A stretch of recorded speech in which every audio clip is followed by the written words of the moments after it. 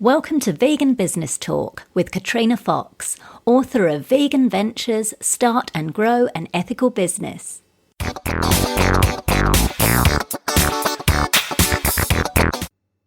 Hello and welcome to episode 142 of Vegan Business Talk.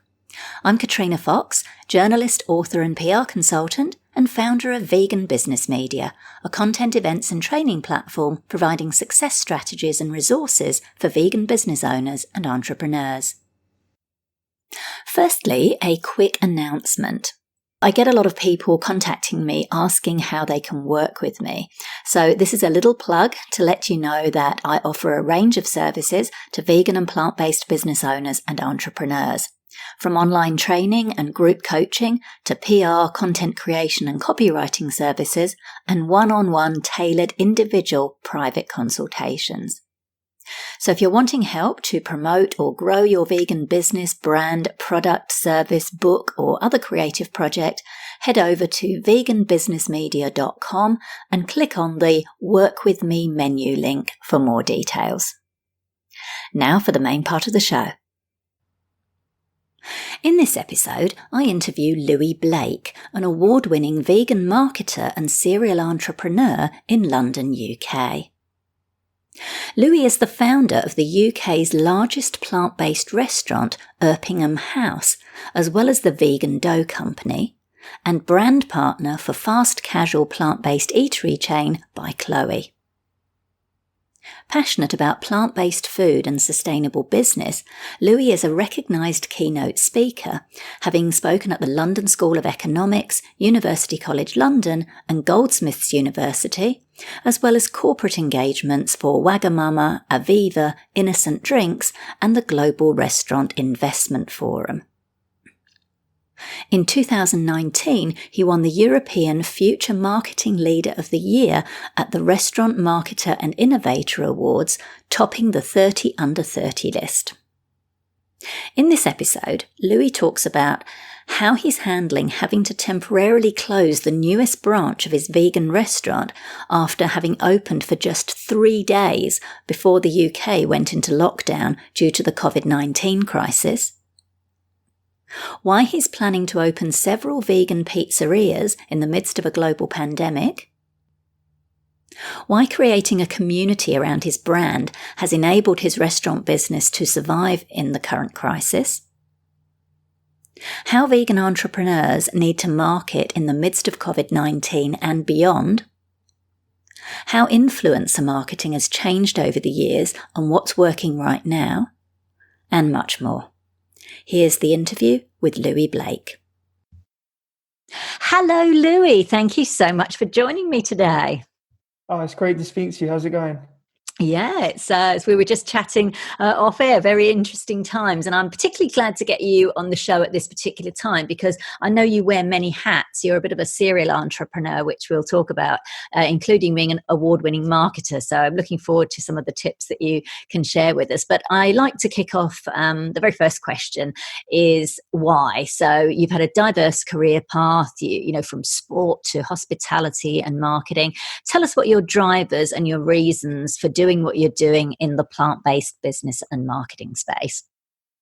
Yeah, so I went plant-based myself 2015, so just over 5 years ago now. And at that time, it was a personal choice. It was centered around health, and I just couldn't believe the change in my mindset, in my body, in the way I felt.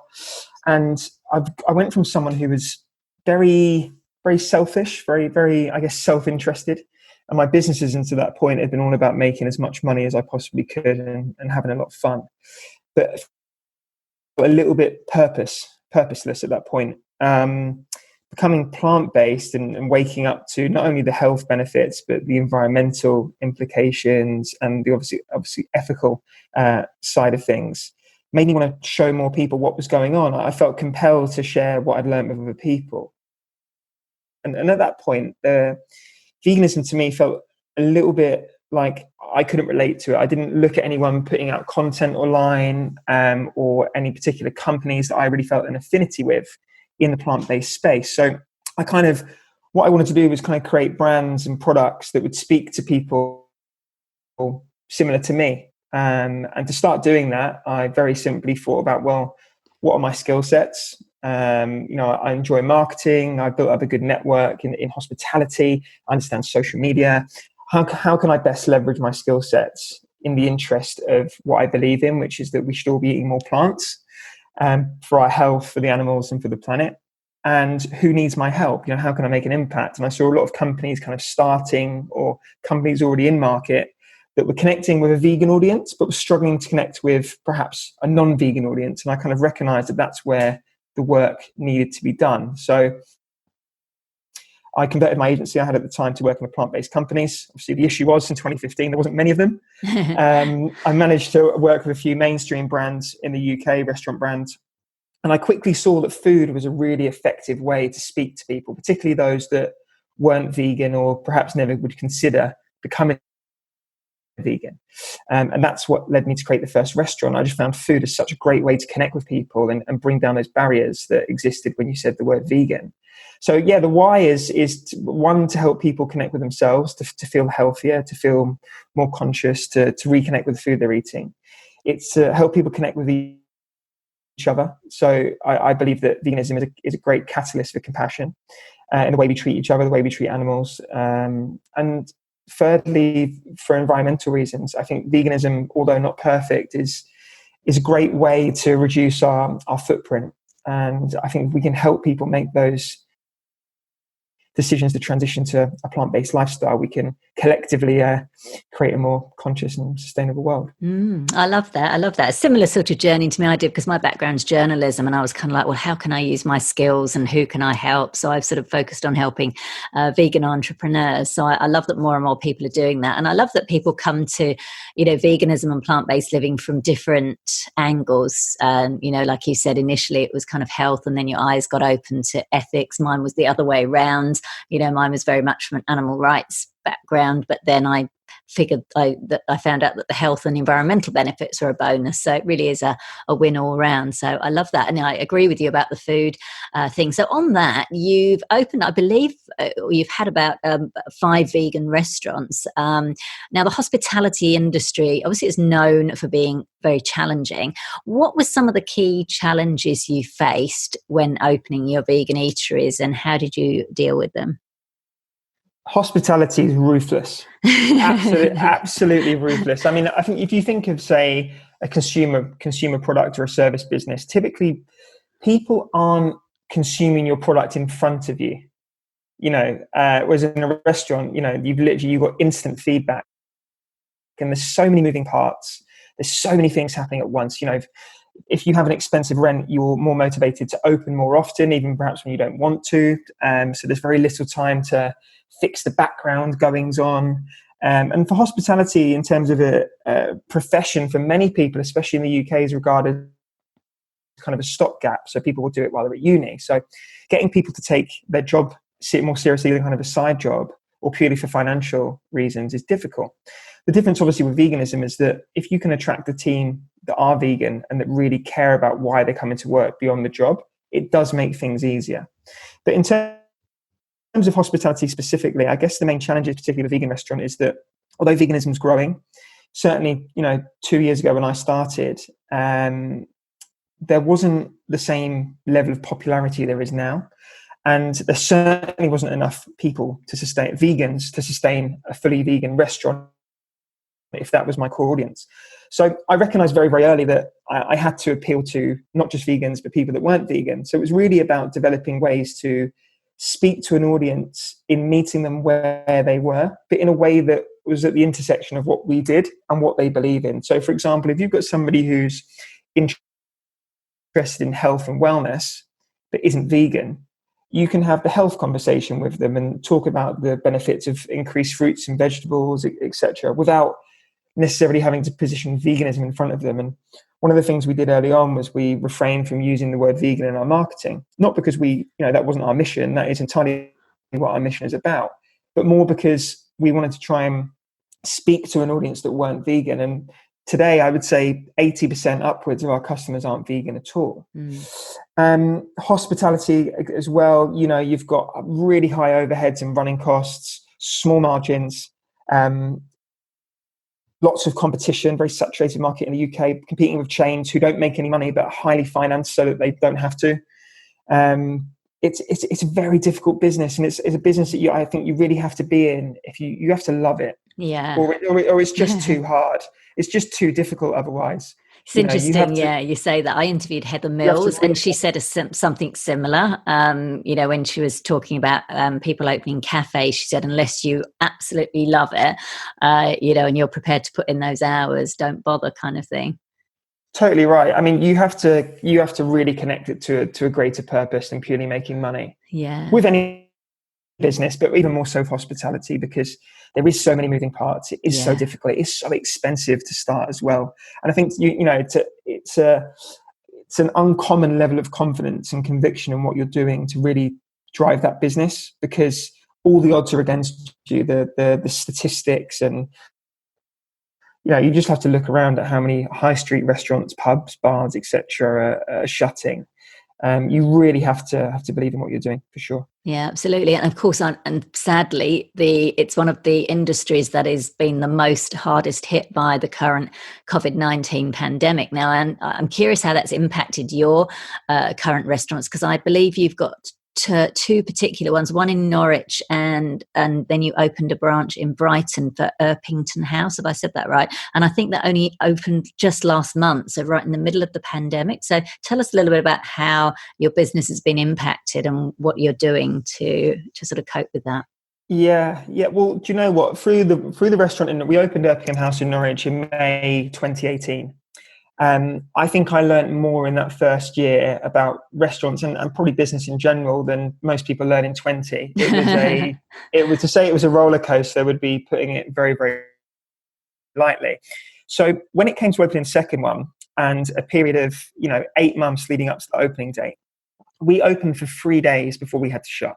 Oh gosh! But I think most people would have been crushed. But to be completely honest, I'd been through so much with the first one. Yeah. It was immediately, the thought process was, okay, how can we pivot? What can we do to protect the business long term? Yeah. We were very proactive as to what we could do rather than what we couldn't do. And what could you do? What were some of the things you identified?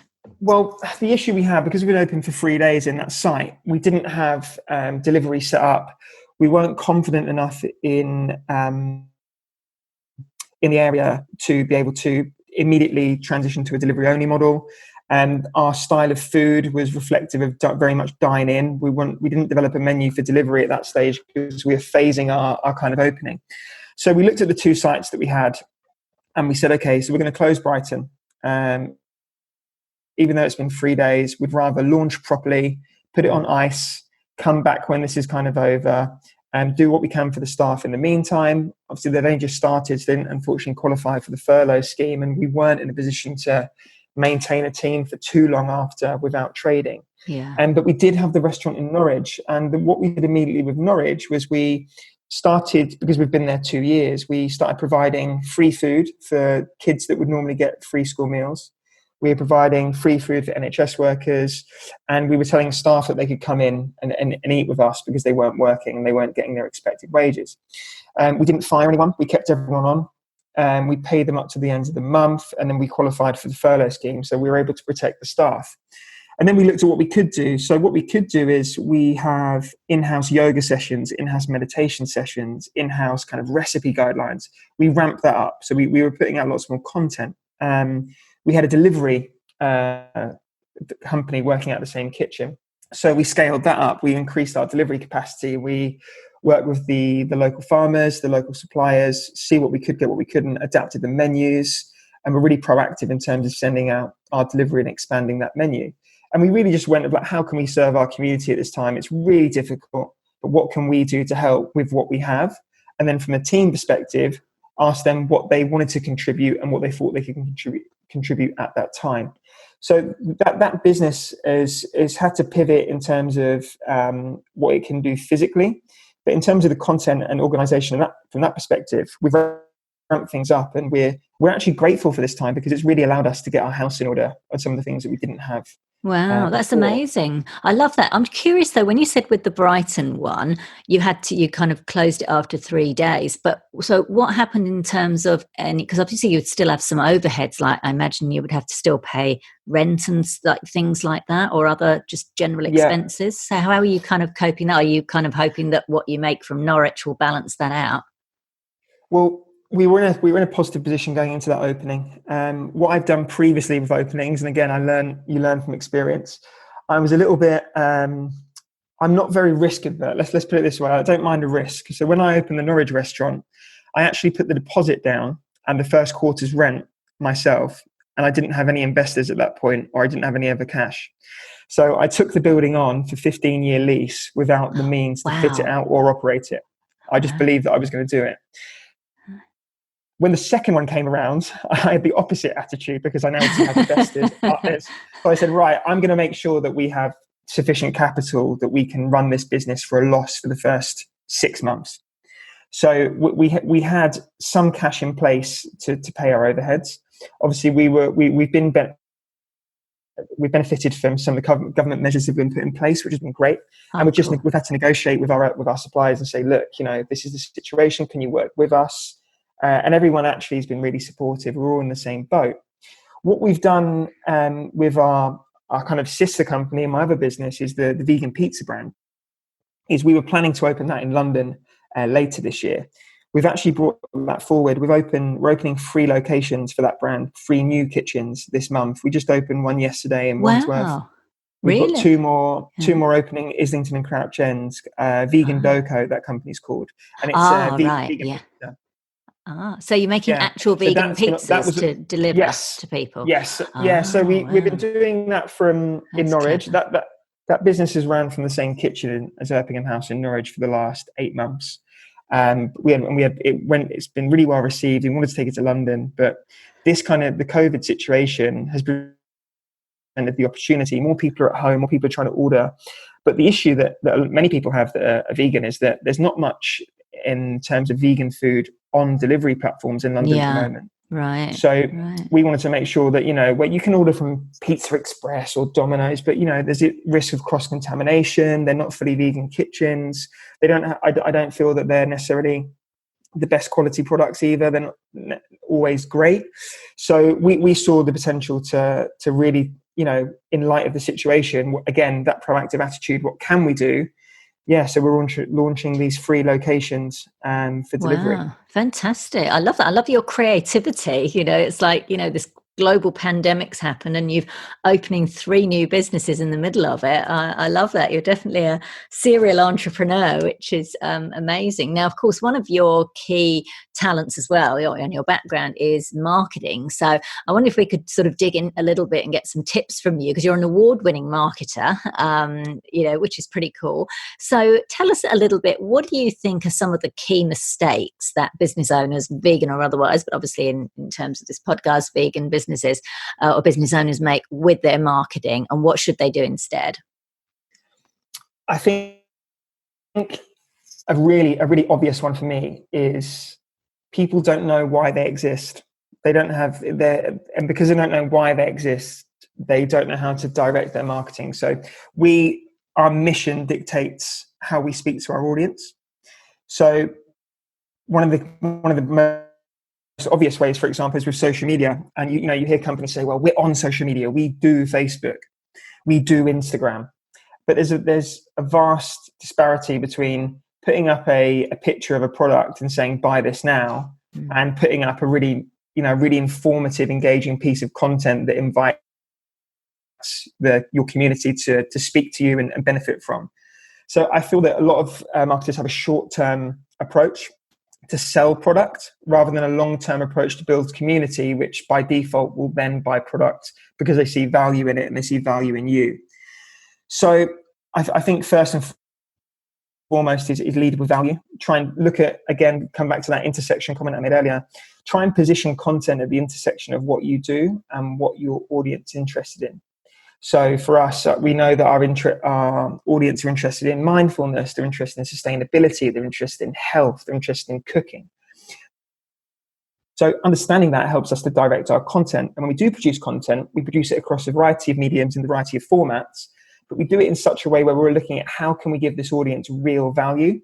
And the more we do that, the more we position ourselves as an authority in that marketplace, but the more we build loyalty with those customers. And when we do come to sell something, it doesn't feel so forced. They feel more inclined to buy from us and continue to shop with us because we've built that relationship. So I think fostering relationship and community is so important. And really in this pandemic, we've seen that pay dividends, because the day we put our vouchers on sale, for example, we were inundated with people buying vouchers. And that really said to me that, wow, we've got a community that really cares about us as a business and what we stand for. And that's been built up over time by all the value we've given them online. So yeah, I think trying to have a longer term approach, trying to focus on giving value, trying to focus on fostering community, not paying attention to the vanity metrics of how many followers you've got, how many likes a post get, but really getting to know your audience and speaking to your audience. I like that. I like that last bit in particular when you said, because it can be so easy, isn't it, to kind of look at your post and go, oh, not many people have liked it or not many people have commented on it. But you're right. If people aren't buying from it, then it is just vanity metrics. But I also like what you said about the fact, because you're basically, it's a plant-based restaurant. And so you might just think, oh, well, all we can post is food. But I love what you said about, well, actually your audiences or your customers are interested in those broader things like mindfulness and sustainability. And that gives you a lot more scope to create really interesting content that people will love and engage with. So I hope that will give people some ideas to think a little bit more creatively, rather than here's what we've got on the menu tonight kind of thing, which you see a lot of restaurants, which is nice. I mean, it's great. And obviously, it showcases the meals, but it's not the only thing that you can do.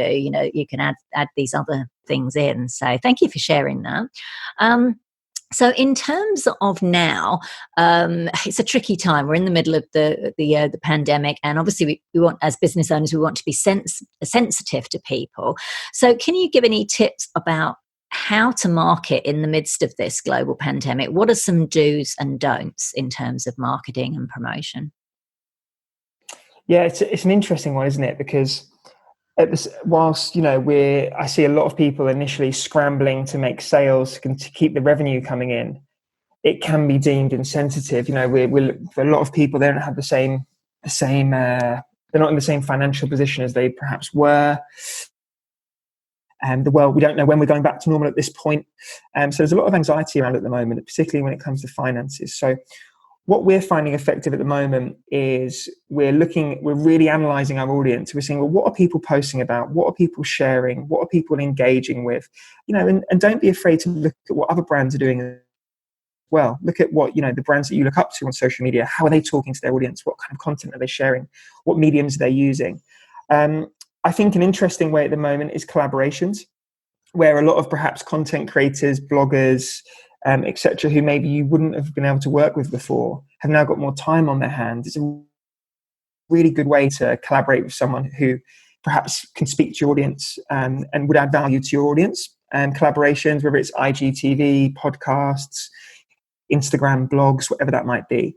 I think if you have a company that has a product or a service that can add value to people at this time, whether it's in terms of health, immunity, it's mindfulness, maybe it's yoga.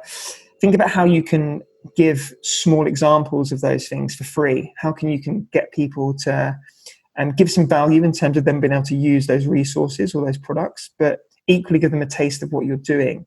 And if it is valuable, then you shouldn't feel guilty about positioning it to somebody, because it's useful for them. Yes. You're doing them a service. I think that we get stuck sometimes in feeling that, oh, we shouldn't sell to people. Well, yes. if you really believe that what you're selling is going to add value to somebody's life, then you should feel obligated to push it. Thank you. Exactly. Yeah. Not bad about it. So precisely. So I think it's about changing our perception from being a seller to being someone that adds value. And if your company doesn't add value to somebody's life, then maybe it's time to rethink what you do. Yeah, absolutely. For sure. Now you touched on, collaborations, and I know you mentioned like, bloggers, etc. So I wanted to talk to you a little bit about influencer marketing, because I know there's kind of schools of thought that say, oh, influencer marketing's over, it was very 20, whatever it was. But then others saying, no, it is still very relevant, but it's different. So I wondered if I could get your thoughts on influencer marketing, how it's changed over the years, and what in your view is working right now. There's a few things. I don't think it's going anywhere. I think it's only gonna grow and adapt. As you said, it will evolve. What I'm seeing at the moment is brands are fostering relationships over longer periods. So rather than it being a one-time thing, sending products, having a post done, discount code, whatever it might be, a very kind of embryonic influencer marketing. It's now transitioning into ambassador type roles. So you'll perhaps work with someone over a longer period of time.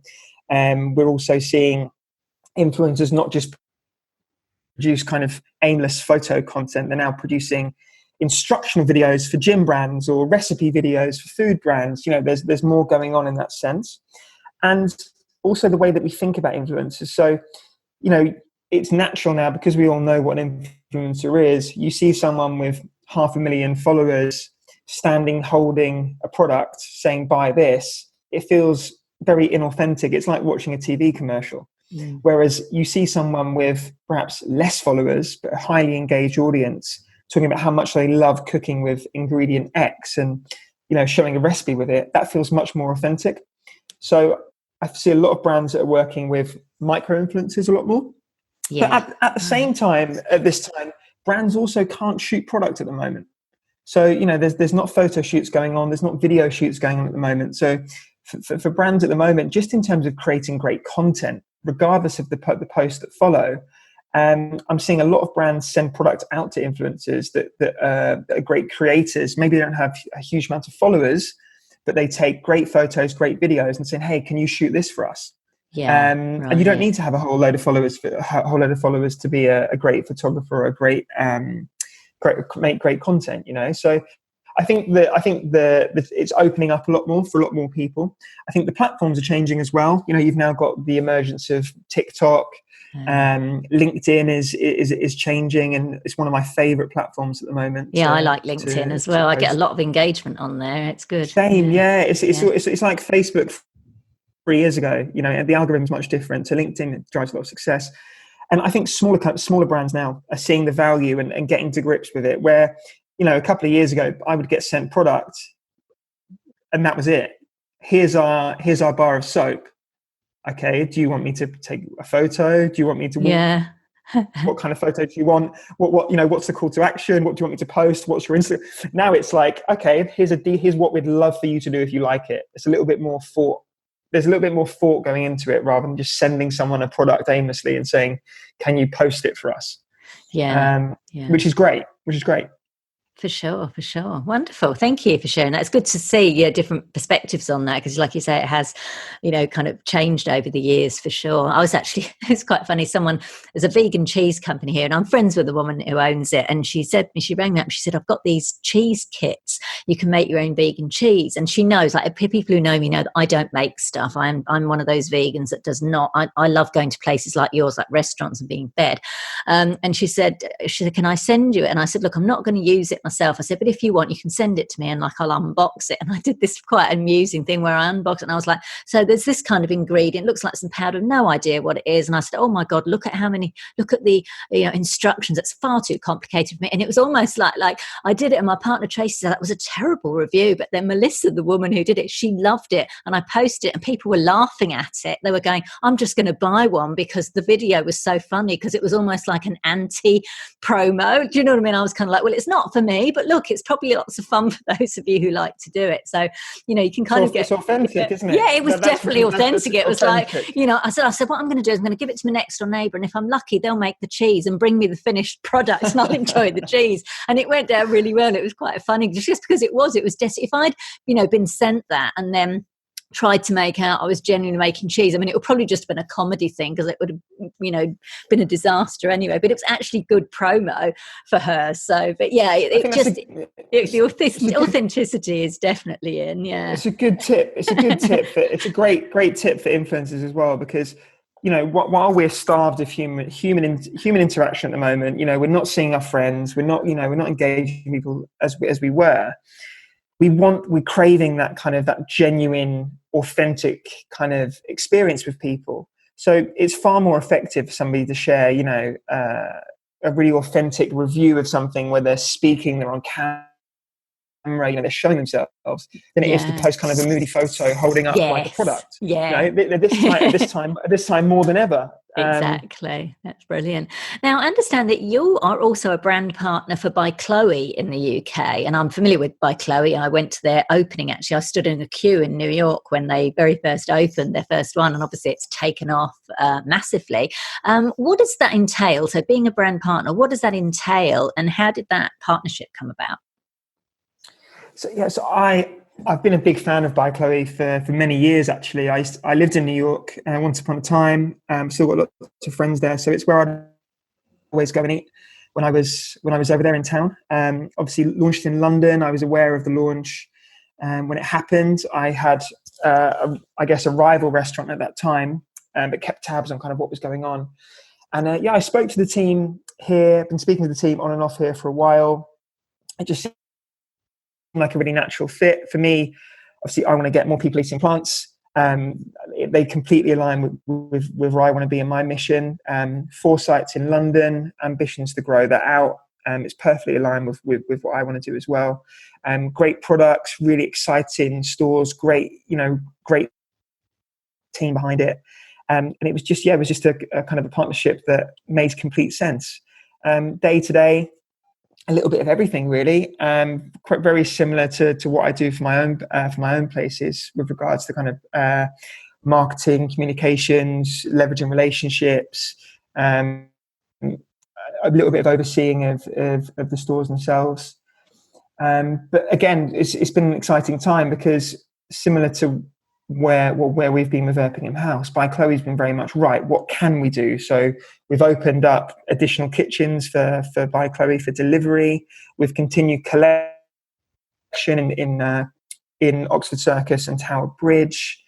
We're looking at our summer activations and what we can do for the rest of the year. We've got some great stuff coming up on social media.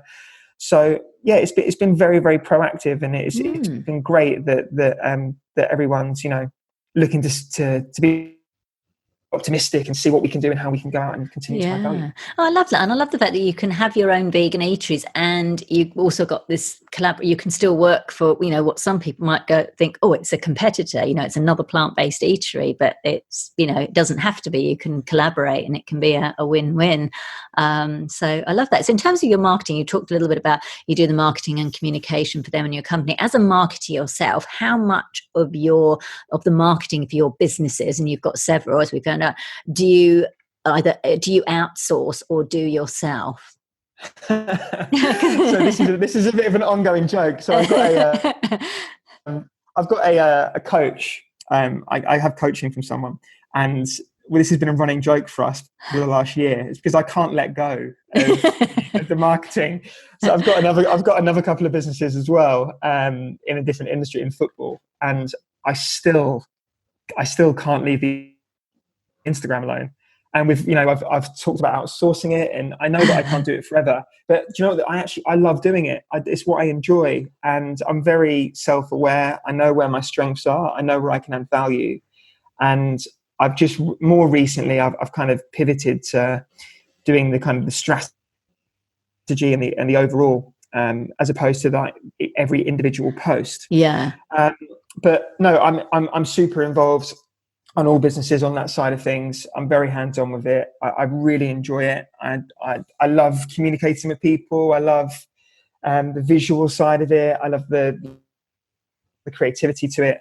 And I think, if you enjoy it, it doesn't matter what position you're in. It's what I'll always want to do within the company. So I'm not very good I'm not great at operations. I've had to learn that. I'm not great with the numbers, although again, I've had to learn that and have a reasonable level of competency with it. But yeah, it's what I enjoy. So I'm still very, very hands-on with it. I'm still in the DMs, and like we've launched Vegan Doco in London, and I'm fully running the Instagram page. Wow. Whereas the Erpingham House socials, we do have a marketing manager in that business. Okay. but I work closely with her. We'll sit down and she'll manage the accounts day to day. We'll do kind of the ideas and planning together. Got it. So, and it's interesting because I know some business owners listening to this will be cringing, going, "Oh my God, they're so busy in their restaurants or in their own businesses, whatever business they've got, and social media or marketing is kind of like, it's like, when have I got time to do this kind of thing?" But so I thought it was interesting to say that you're playing to your strengths, and obviously I guess you've got staff doing some of that other stuff because there's only so many hours in the day, to do marketing for one business, let alone several that you've got. So for vegan entrepreneurs who do want to outsource, what should they be aware of? What are some of the pitfalls of hiring a marketing consultant or agency? And if they do decide to do that, what should they look for to pick the best? This is a really difficult one for people, because the most common problems are you either get somebody who's great at marketing but isn't vegan, and because they're not vegan, they don't look at things in the same way you do. Or you get and they're motivated differently as well. Or you get somebody who's vegan and very enthusiastic, but lacks the knowledge and the application on the marketing side of things. Mm. And I think this is still a problem I see. I've not yet come across an agency or an individual that has both. That's kind of that's what I was doing before, and that's what we were doing. And again, the other issue you've got for many is that if you're a small business, the average marketing agency's fees don't correlate with where you are. So you end up getting somebody who's can tick the boxes and manage the accounts and do what I would call management, as opposed to really kind of the creation. We've worked with a few agencies in London which are great, and if you can direct them and give them the piece from the vegan perspective, can work really well. But I would suggest to anyone, develop a basic understanding yourself. I mean, that's what I've done on the operations side, is what I've done on the financial side. Have a basic understanding, and then outsource the management side of it, and the bits that you don't necessarily have time to do. Yeah, it's difficult, and it's difficult because it's very, very easy nowadays to look like you know what you're doing. It's very, very easy to create an Instagram page and a following based on looking like you know what you're doing. I would always look for who they work with, get testimonials, ask around.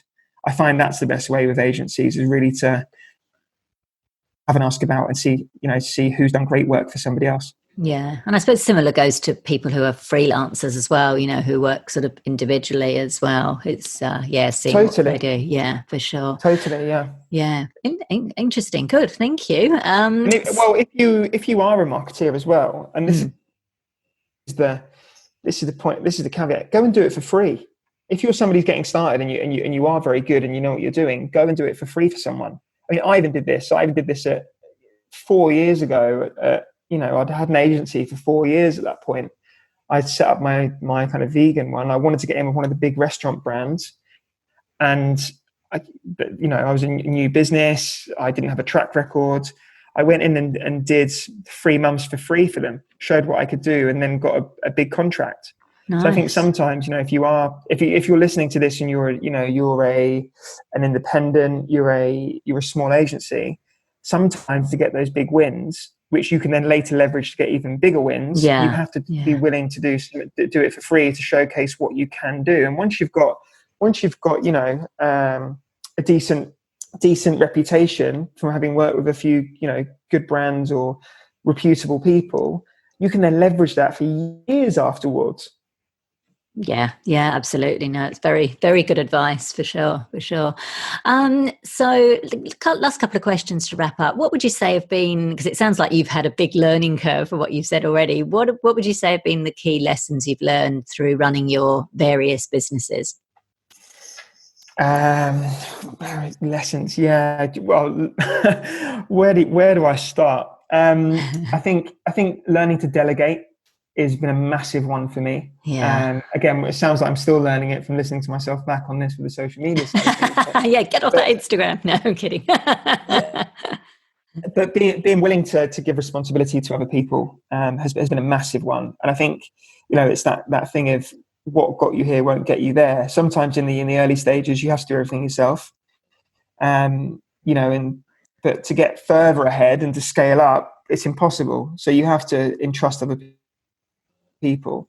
If you are entrusting other people, just be very clear on what you want, establish clear communication streams, set KPIs, agree on dates and deadlines, and then be willing to hold people accountable. But equally offer them the support that's needed and check, that they understand.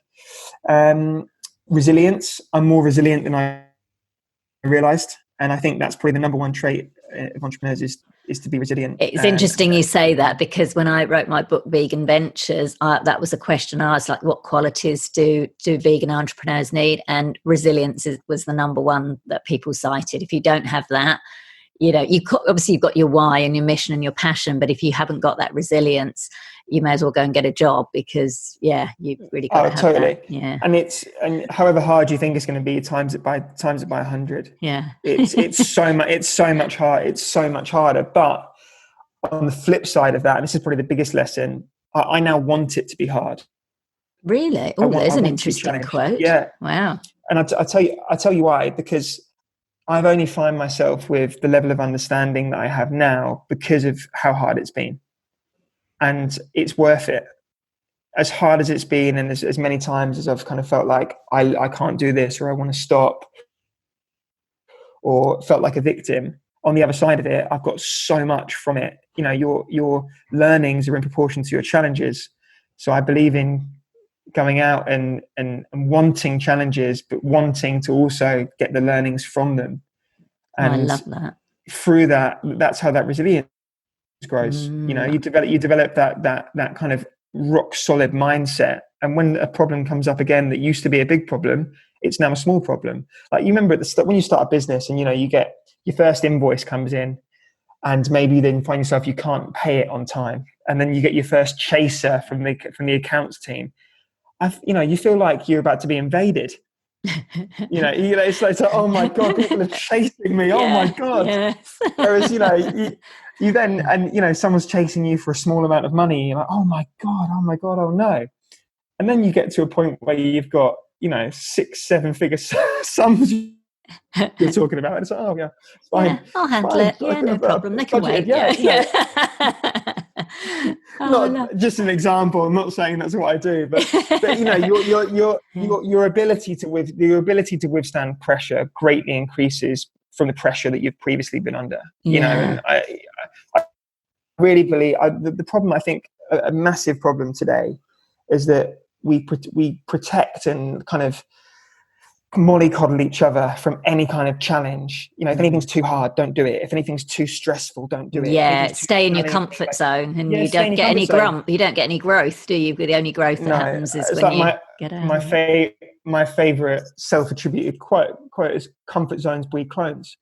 If we all stay in our comfort zone, we become clones of each other. That's true. We never challenge, and our challenges are what make us unique. We all go through different challenges, and from those challenges develop unique skill sets and attributes and personalities, and that's what makes us individuals, not hiding away in our rooms waiting for something bad to happen. Absolutely. Brilliant. I love that. Absolutely love that. Totally on the same page with you. So just to wrap up, tell us, what's your long-term vision for yourself and your brands? Anything new coming up, or just whatever you'd like to share? So I've stopped doing long-term plans, because every time I make a long-term plan, when I get to the age of realizing it, I want something different, because the person that made the plan in the first place doesn't exist anymore. Oh, very good point. So the goal that I made at 25 for when I turned 30, by the time I got to 30, was not what I wanted at all, if that makes sense. So yes, in the short term, I want to get things reopen. I want to take the lessons from this downtime and implement them. I want to look after my teams, make sure they're motivated and healthy and happy to continue pushing that mission. And I guess in terms of literal plans, I'd love to get another site. We'd love to get another site open for By Chloe this year. We've got a launch coming up abroad. I can't say where at the moment, but I'd love to get that boxed off, which is due for later this year. I'd love to get the next lot of vegan doco sites open this summer, which we're due to do. Oh, good. making sure So those next time openings I go come to well. London, I can order vegan pizza from a vegan pizzeria. Is that right? Exactly. Yeah, Awesome. exactly, Love it. exactly, Because I love exactly. Screamer's Pizzeria in New Oh York. yeah, And it's I don't great, really isn't like it? having to go to Brooklyn to do it because I'm more of a Manhattan kind of girl. It's a bit of a schlep to Brooklyn, but I love Screamer's. And I would love there to be, a vegan version. Screamers is great. In Yeah, London. and It I is. think long term, like I like helping businesses either veganize what they're doing, or launch vegan products or services, or help vegan businesses.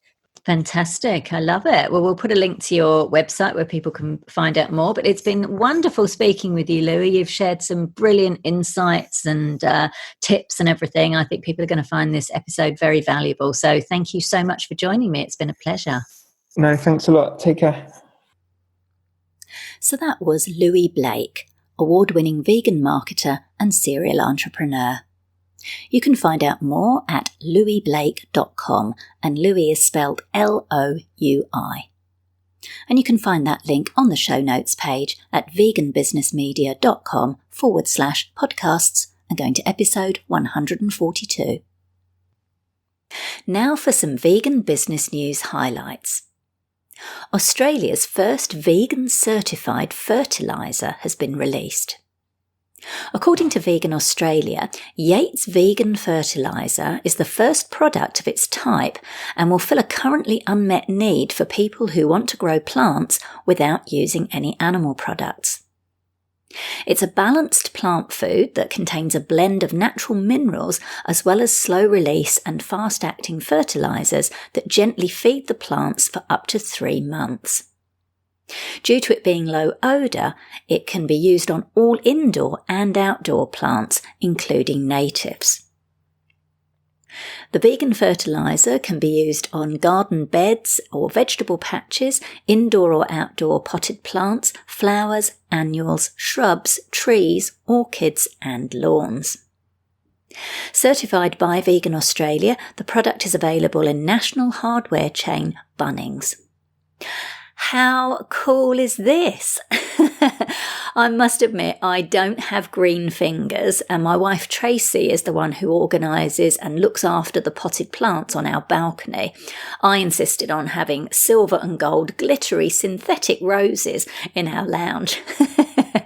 But for people interested in any form of gardening or plant care, this is fantastic news. And I'm really loving how so many different industries are veganising. Let's hope others follow suit. Great stuff. A UK bookstore is set to become a vegan mini hotel, reports Veg News.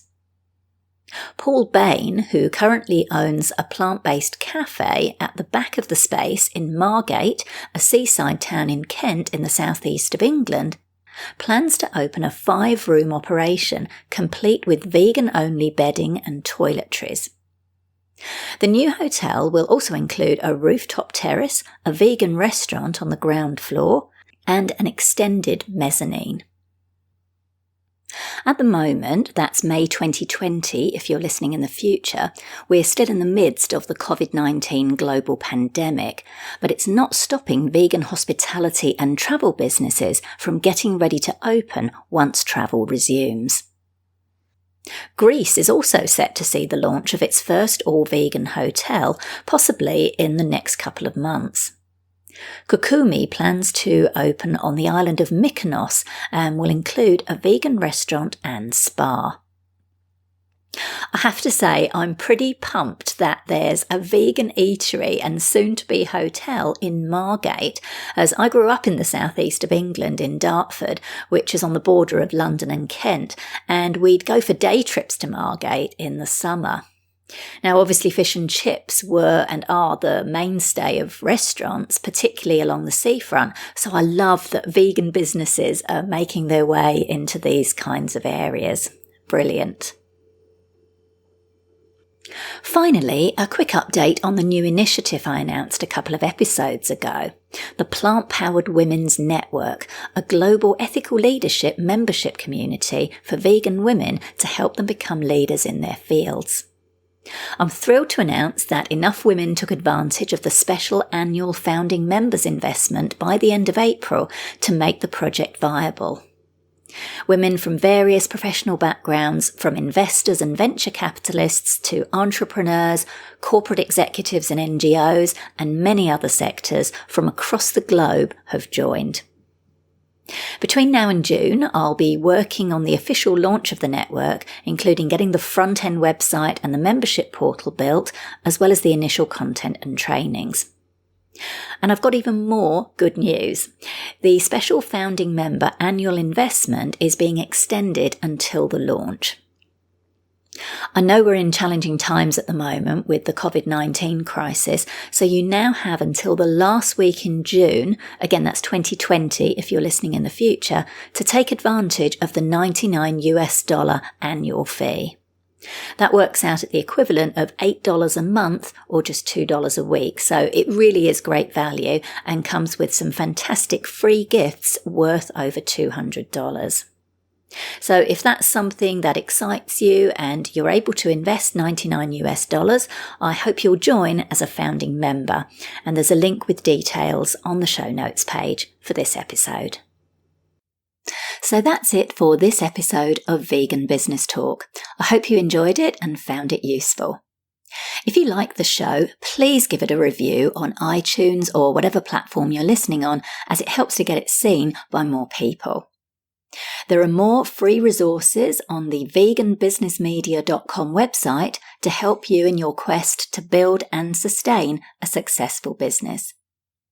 And if you'd like to work with me personally on promoting and growing your vegan business or brand, you'll find details on how to do this on the website at veganbusinessmedia.com and clicking on the Work With Me menu link. Thank you so much for tuning in, and I look forward to catching up with you on the next episode of Vegan Business Talk. Bye for now.